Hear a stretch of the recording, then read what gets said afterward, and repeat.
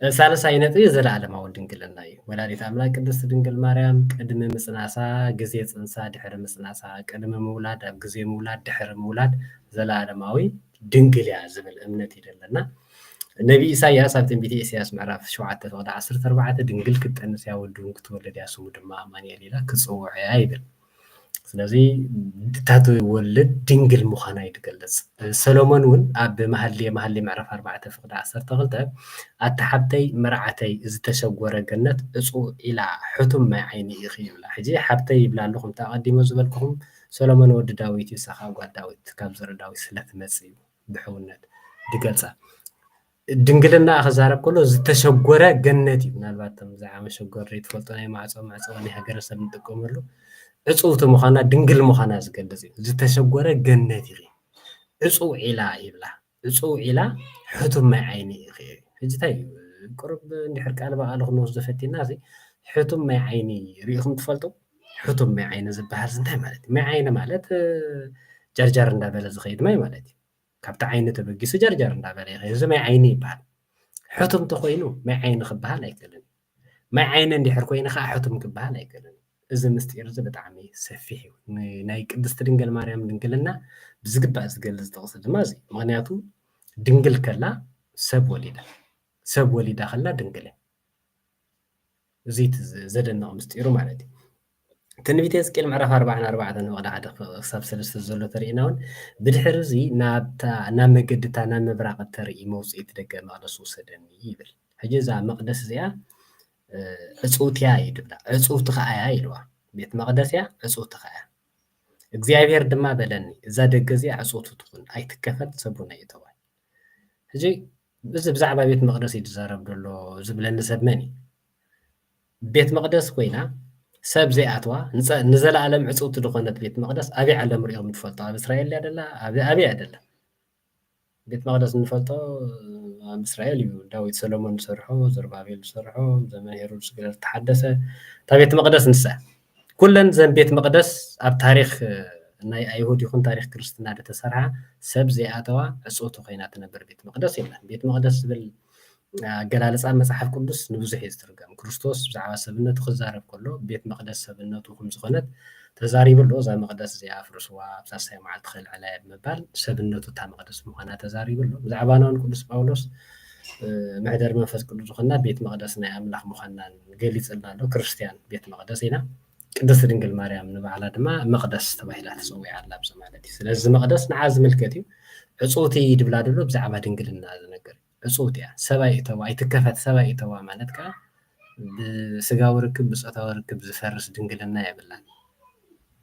ንኣምላኽ ክትወልድ ከላ እውን ብድንግልና እያ ወሊዳት ሰብኣይ እተዋ ከም ናይ ሰብኣይ ኣይኮነን ኣዋላልሉ ቀፂሉ እንታይ ይብል እግዚኣብሔር ኣምላኽ እስራኤል ኣትዩላ እሞ መን ኣትዩላ እግዚኣብሔር ኣምላኽ እስራኤል ኣትዩላ እሞ ብዕፁብታት እምበር ምክንያቱ እግዚኣብሔር እዩ ካብኣ ዝተወለደ ክርስቶስ ናብኣ ኣትዩ ካብኣ ድማ ወፂኡ ብዕፁብ ድንግልና ተፀኒሱ ብዕፁብ ድንግልና ከዓ ተወሊዱ ማለት እዩ ስለዚ ንዘለኣለም ከዓ እንታይ ትኹን ዕፁብቲ ትኹን ዋላ ብድሕሪ እዩ ንዘለኣለም እዚ ንፁር ናይ መፅሓፍ ቅዱስ ትምህርታት እዩ ወንጌል ማቴዎስ ምዕራፍ 1:18 ክንርኢ ከለና ልደት ኢየሱስ ከምዚ እዩ ኣዲኡ ማርያም ንዮሴፍ ተሓፅአን ከላ ከይተራኸቡ ሰብኣይ እተዋ ኢሉ ነይሩ ሓቂ ከይተራኸቡ ብመንፈስ ቅዱስ ጠኒሳ ተራኽበ ብዘይዘርኢ ሰብኣይ ሉቃስ ምዕራፍ 1:26 ክሳብ 27 ብሻድሻ ወርሒ ገብርኤል መልኣኽ ናብ ናዝሬት ትበሃል ዓዲ ገሊላ ናብ ሓንቲ ድንግል ካብ ኣምላኽ ተላከ ንሳ ንዮሴፍ ዝበሃል ሰብኣይ ካብ ቤት ዳዊት ዝተሓፀየት እያ ስምታ ድንግል እቲኣ ከዓ ማርያም እዩ ስም ናይ መን ናይታ ድንግል ትላዕሊ ናብ ሓንቲ ድንግል እዩ ተላኢኹ እቲ መልኣኽ ክለኣኽ ከሎ ድንግል እያ ስምታ ድንግል ትብላ ኣላ ሕጂ ከዓ ማርያም ስለዚ ድንግል እያ ብድሕሪ ሃዋርያት ናይ ሃዋርያት ተምሃሮ ዝነበሩ ኣቦታት ብዛዕባ እዚ ብምልኦም ብሕብረት ዘለዓለማዊት ድንግል ምዃና እዮም ዝምህሩ ኣብ ቀዳማይ ክፍለ ዘመን ኣብ ቀዳመይቲ ሚእቲ ማለት ቀዳማይ ክፍለ ዘመን ማለት ገና ቅዱስ ዮሃንስ ወንጌላዊ ብሂወት ዝነበረሉ ዘመን ማለት ካብ ሃዋርያት ንመወዳእታ ግዜ ዝፀንሐ ወንጌላዊ ቅዱስ ዮሃንስ እዩ ከባቢ 98 ዓመተ ምህረት ናይ መወዳእታ መፅሓፍ ከም ዝፀሓፈ ይንገር ማለት እዩ ቀዳማይ ክፍለ ዘመን ብውዳእ ከዓ ሚእቲ ዘመን ቀዳመይ ተደላይ ኣብዚ ዘመን እዚ ካብ ዝነበሩ ንሃዋርያት ብኣካል ዝረኣይዎም ኣብ እግሪ ሃዋርያት ኮፍ ኢሎም ዝተምሃሩ ተምሃሮ ናይ ሃዋርያት ሓደ ቅዱስ አግናጢዎስ እዩ። ቅዱስ አግናጢዎስ ዘለዓለማዊት ድንግል ምዃና ቅድስቲ ድንግል ማርያም ምሂሩ ኣሎ። ቅዱስ ሄሮኔዎስ ዘለዓለማዊት ድንግል ምዃና ቅድስቲ ድንግል ማርያም ምሂሩ ኣሎ። ብፍላይ ናይ ቅዱስ ሄሮኔዎስ ትንቢተ ኢሳያስ ምዕራፍ 66 ፍቅዲ 7 ዘሎ ጥቕሲ ንባዕሉ ንቅድስቲ ድንግል ማርያም ሂቡ ተርጊሙ ካብ ዝመሃሩ ኣቦታት እዩ። ኣብ ካልኣይ ክፍለ ዘመን ተሪእናዮ ምእንቲ ክርስቶስ ሰማዕትነት ዝተቐበለ ቅዱስ ዩስጢኖስ ሰማዕት ዘለዓለማዊ ድንግልና ናይ ቅድስቲ ድንግል ማርያም ገሊጹ ኣሎ። ቅዱስ ቀለሜጦስ እስክንድርያ፣ ቅዱስ ሂፖሊቶስ ወይ አቡሉዲስ ዘሮም እንብሎ ኣቦ ብዛዕባ እዚ መስኪሮም ኣለዉ። ኦሪገን ቅዱስ ኣብ ቤተ ክርስትያንና ንቁፅሮ ኣይኮነን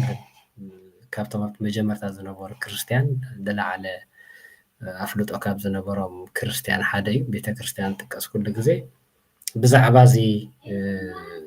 ዘለዓለማዊ ድንግልና ናይ ቅድስቲ ድንግል ማርያም ዝማሃር እዩ። ናይ ገለ ኣቦታት ሕፅር ዝበለ ጥራይ ንምጥቃስ ቅዱስ አትናቴዎስ ንኣብነት ይብል ኦ ንጎይታ ድሕሪ ምውላድክ እውን ዘለዓለማዊት ድንግል ዝኾንክ ማርያም ኦ ፀጋ ዝተመላእኪ ስምዕኒ ተቐዲሑ ካብ ዘይውዳእ ፀጋኺ ምእንቲ ክንባረኽ ነዞም ዘይጠቕሙ ቃላትና ከም ቁም ነገር ቆፂርክ ተቐበለልና። ሕጂ ብዙሕ ነገር እዩ ዝምህረና ብዛዕባ እዚ ኣልዕልዮ ዘለኹ ርእስቲ ሓደ ቦስ ንብዙሕ ነገር ኣልዕልዩ ይምልሰለይ ኣሎ። ዘለዓለማዊት ድንግል ኢልዋ መጀመርታ ኣብዚኣ ደላ ነጥብና ንሳ እያ። እንደገና ካብ ብዛዕባ ኣማላድነታ ክገልፅ ከለካ ነዞም ዘይጠቕሙ ቃላትና ከም ቁም ነገር ቆፂርክ ተቐበለልና ኢሉ ናብኣ ክልምን ከሎ ንሪኦ ካብ ውሽጢ ልቦናና ከም ዝወፁን ክብርኺ ንምስጋና ዝበቑዑ ከም ዝኾኑ ጌርክ ተቐበለልና ምስጋና ከም ዝግባእ ፀጋ ዝተመላእኽ እመቤትና ንግስትና ኣዴና ወላዲት ኣምላኽናን ዓለም ብምሉኡ ዝቕደሰሉ መዝገብ ዝተሸከምኪ ሓቀኛ ወይ ከዓ ኣማናዊት ታቦት ካብ ዘረባና ሓንቲ ፅብቕቲ ነገር እንተረኺብክ ብምባል ኩሉ ፍጥረት ኣማሃ ዝማሬ ናቕርበልክ ኣለና። መዝሙር ዝማሬ ንቅድስቲ ድንግል ማርያም ከም ዝግባእ ዝብል ኣርእስቲ ብዙሕ እዩ ዘለኹ። ቅዱስ አትናቴዎስ ዝድግፎ ናይ ቀዳሚት ቤተክርስትያን ኣቦታት ዝምህርዎ ዝነበሩ እዩ። ኦ ድንግል ብሓቂ ንስኺ ካብቶም ዓበይቲ ዝበሃሉ ዝለዓልኪ ኢኺ ኦ ማህደረ ቃላት ምሳኺ ክመሓራረ ዝኽእል መን እዩ? ኦ ድንግል ምስየ ናይ ፍጥረት ምኽወዳድረኪ እንታይ ኢለኩም ነይረ መጀመርታ ካብ ዝኾነ ፍጥረት ንላዕሊ እያ ካብ ፈጣሪ ንታሕቲ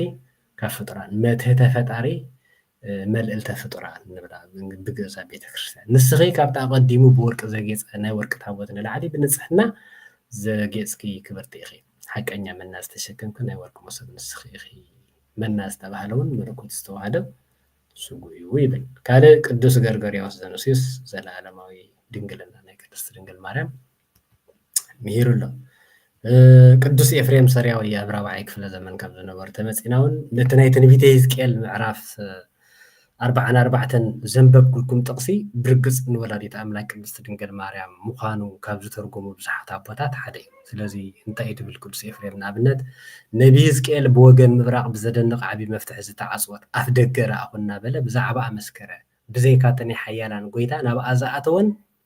ናብ ውሽጢ ኣትዩ ዝወፅእ የልቦን። ኣብ ውዳሴ ማርያም ዘረብዕ ምስ ከደ እንደገና እታ ኣፍ ደገ ሰማይ ዝተባሃለት ድንግል ንመድሓኒና ዝወለደተልና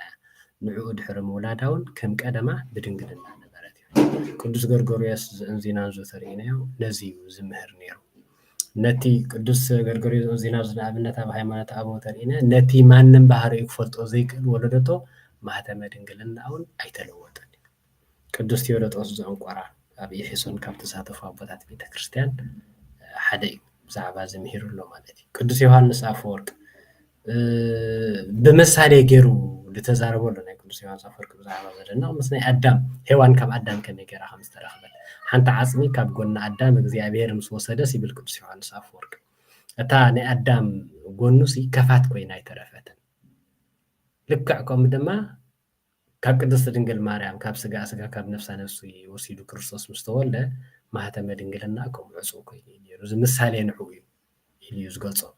ናቱ ተምሃራይ ዝነበረ ቅዱስ ኤራቅሊስ ከዓ ተኣምራት እንታይ እንተበልካ ኣነ እውን ከም ዝኽብለካ ብዘይ ዘርኢ ምጥናስ እንታይ እዩ ምሕረሲትከ ሃለወት ፃዕረ ወሊድከ ተሰማዓ ማህተመ ድንግልና ከይተለወጠ ምውላድከ እንታይ እዩ ድንግል ኣደ ኮነት ማህተመ ድንግልና ከይተለወጠ እውን ነበረት ኢሎም ክሳብ ዘለዓለም ድንግል ምዃና። ካልእ ቅዱስ ጂሮም ነዚ ድንግልና እዚ ዝቃወም ሄሊቪድስ ዝበሃል መናፍቅ መፂኡ ወሊደያ ካልኦት ደቂ ነይሮም ገለገለ ድብል ፅውፅዋዮም ሰምፀ ንነፍሲ ወከፍ ሕቶታቱ ዝግባእ መልሲ ብምሃብ ዝረትዐ ቅዱስ ጀሮም እዩ ኩሎም እዚኦም ዘለኣለማዊ ድንግልና ቅድስቲ ድንግል ማርያም ዝኣምኑ ኣቦታት